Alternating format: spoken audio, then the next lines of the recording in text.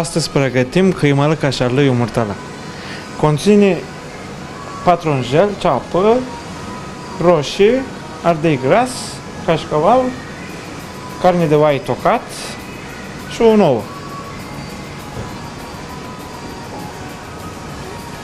Trebuie să tocăm patronjel, ceapă, ardeile, tot.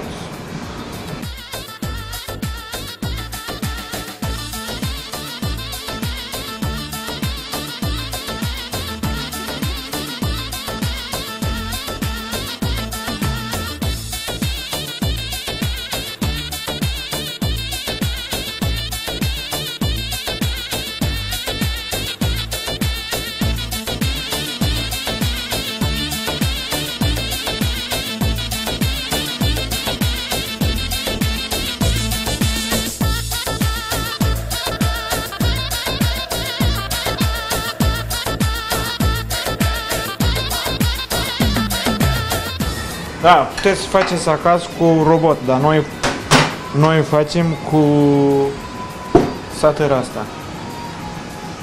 Dacă o faceți cu cuțit, iese mai gustos.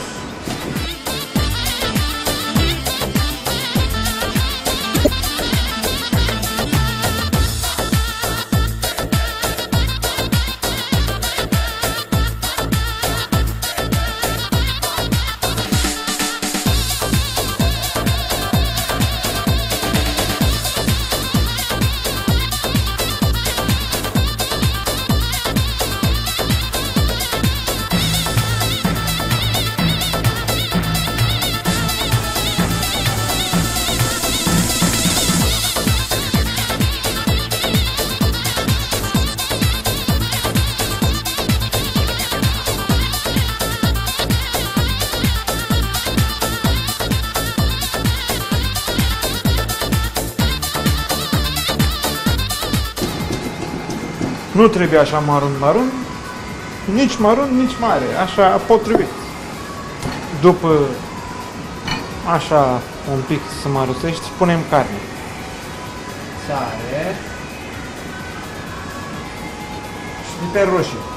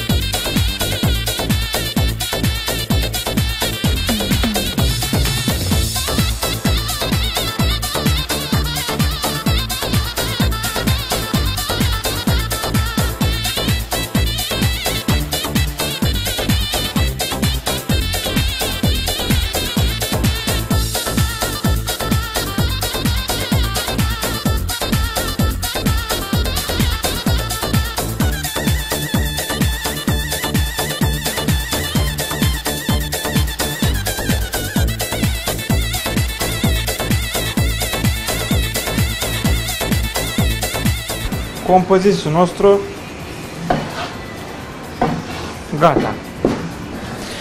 Compoziția asta ajunge pentru aproape 4 porții de pizza.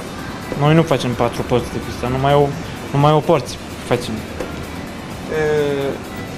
Aproape 200 de gram aluat normal, cu droji de sare și apă și un pic de ulei.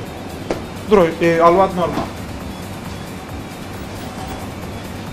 Să întindem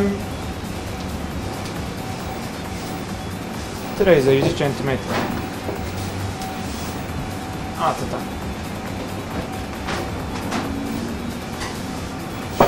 Și compoziția asta care am făcut înainte, punem peste foaia aluată asta.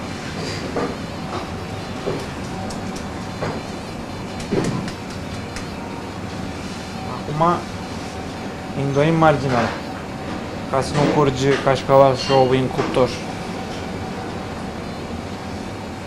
Arată și altfel după ce iese din cuptor.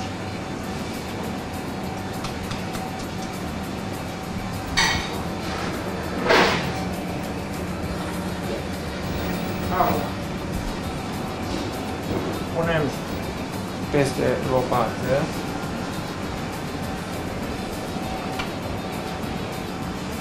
Și cum vă place, ori cu ou, ori fără ou. Noi facem de toate. Și cu ouă, și cu cașcaval.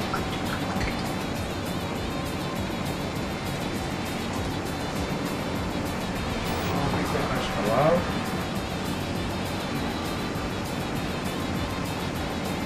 Ca să acoperim pe el.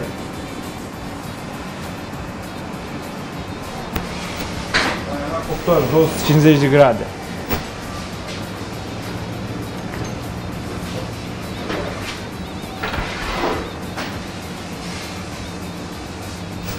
Într-o 3 minute. Am aproape gata, într-o 3 minute.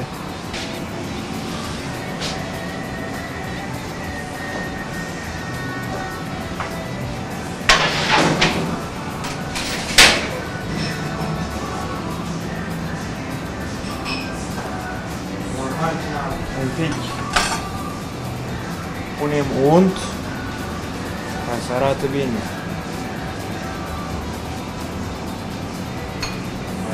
Aia.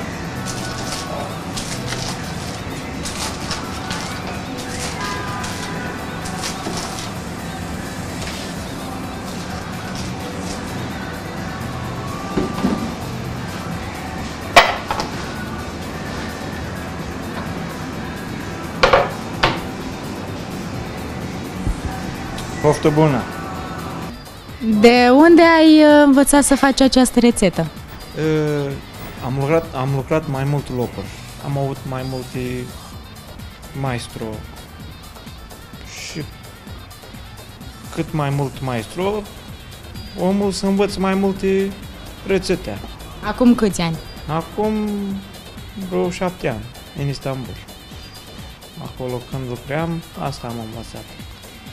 Crezi că mâncarea specific turcească și mai ales cum e aceasta cu carne de oaie este pe placul românilor?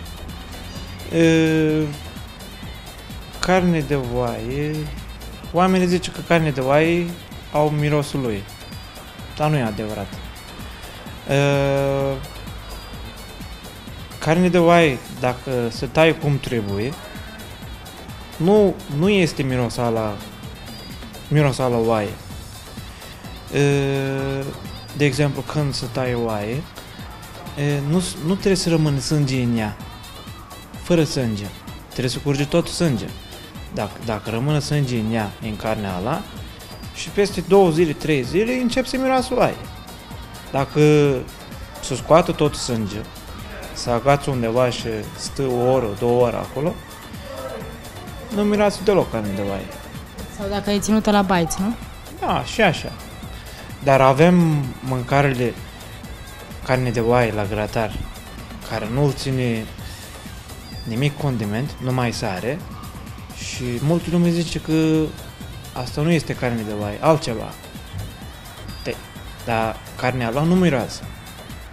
Deci dacă se taie cum trebuie, carne de oaie nu miroasă. Efectiv își pierde mirosul. Da.